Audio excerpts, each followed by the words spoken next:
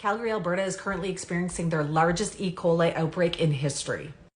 Many children are passing not just blood, but their own flesh while they scream in pain, unable to sleep. Others have become lethargic. This from an open letter from parents of the sick children. There have been 337 lab-confirmed E. coli cases in a daycare outbreak in Calgary, Alberta, and they appear to all have been linked to one kitchen.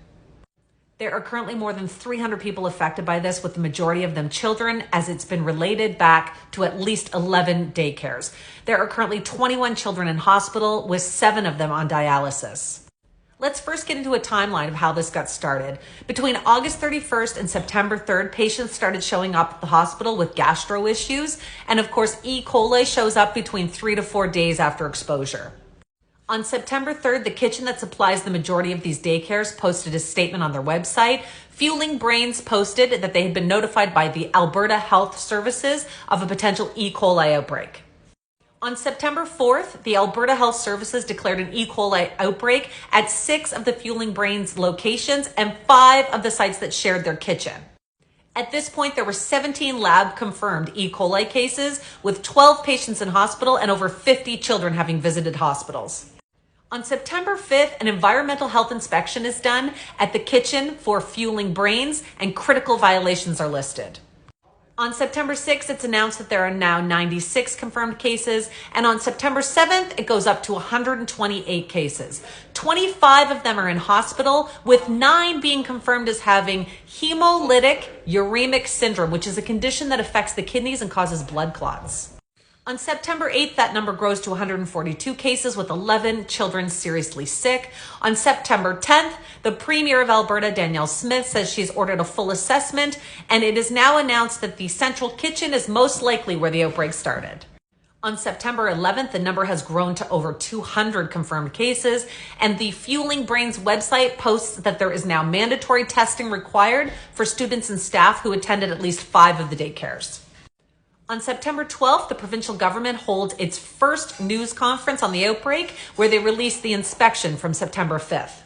The first violation shows that they did not have the appropriate equipment to keep cold food cold during transport, and some of these items were being driven at least 90 minutes away. The second violation showed that there was apparently a sewer gas smell noted beside the sink area. And the third violation showed that they found 2 live cockroaches and at least 20 on sticky mats in the area. There was also a large pool of water underneath an upright cooler in the dishwashing area, and apparently a thermometer that was being used to check the temperature of food was just being kept in a bucket with other items like tape. Alberta Premier Danielle Smith announced yesterday in a press conference that affected families could apply for $2,000. The chief medical officer also announced yesterday that there are now 10 patients that have been diagnosed with HUS, hemolytic uremic syndrome, which again is a kidney and blood clot related severe complication, and 6 are now receiving dialysis, with 26 cases of secondary transmissions, all within the households of people that have been affected at the daycares. There have been 45 samples collected, with 19 results already coming back negative for E. coli. The rest of the results are expected back this week. The Premier of Alberta got extremely emotional during her press conference, and this is what she had to say. Right now, the most important comfort I can offer is the promise that each sick child is getting the best possible care. And I would just like to thank all of the medical professionals who have been doing everything they can to treat and to heal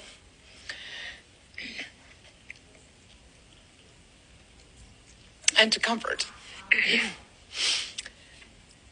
these children and their families. I know that each affected family and all Albertans want to know what the root cause of the outbreak is.